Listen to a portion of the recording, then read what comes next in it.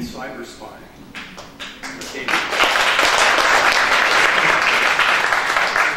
And we're generally against it.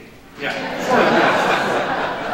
If I may make 3 quick points. The first, an issue of clarification. In the case of the Sheikh Abdurrahman, he was found guilty of overt acts relating to a conspiracy against the landmarks plots, as you remember, in New York City. So this was a major thing. He was connected to the GIA, the Egyptian terrorist organization, came from Egypt.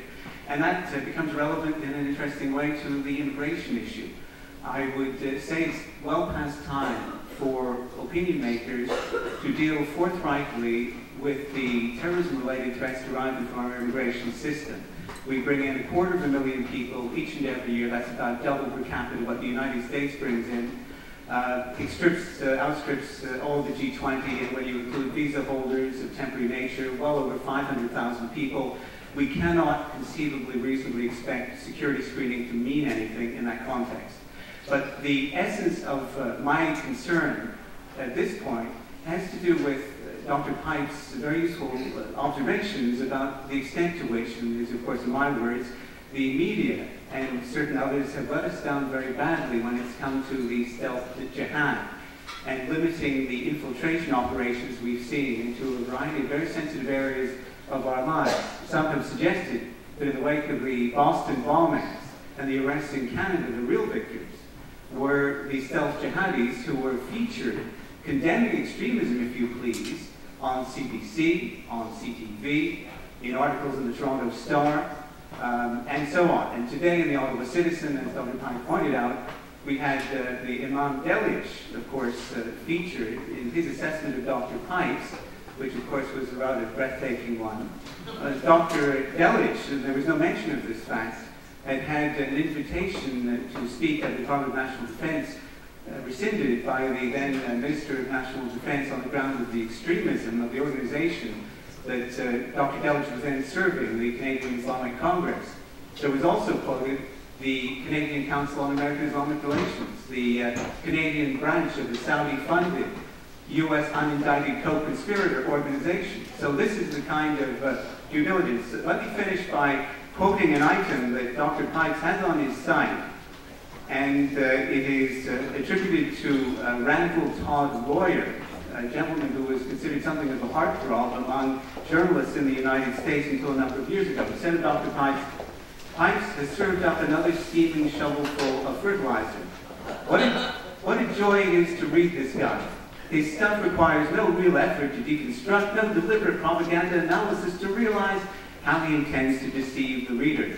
Perhaps if Dr. Pipes could let us know how Mr. Royer is doing these days and what his connections are, it may have some insights for those of us in Canada, Muslims and non-Muslims alike, who daily are struggling with radical Islamism. Thank you. Thank you for the information. And for the softball question. Randall Royer, otherwise known as Ismail Royer, is a convert, American convert to Islam from St. Louis, who was found guilty of terrorism, in fact, and is now serving a very long jail term. He was a critic of mine, as you've heard. Didn't think much of my writing. I didn't think much of his terrorism. I win, he loses. But the more general point is that the care, which Mr. Harris alluded to, has had not just him, but another 6, if my memory's correct, or maybe 7, of its board members or staff in some way related to terrorism, fleeing the country, going to jail. And this is typical.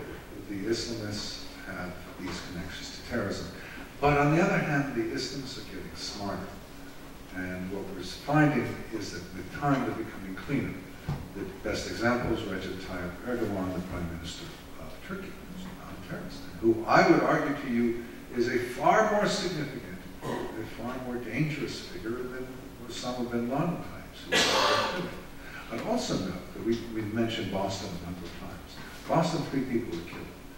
There have been many, many incidents. And I should say, the next day, USA Today had a huge headline, terror returns, as though this were the first example of jihadi terrorism since 9/11. Well, it wasn't. There have been uncounted numbers of attacks. Give you just two.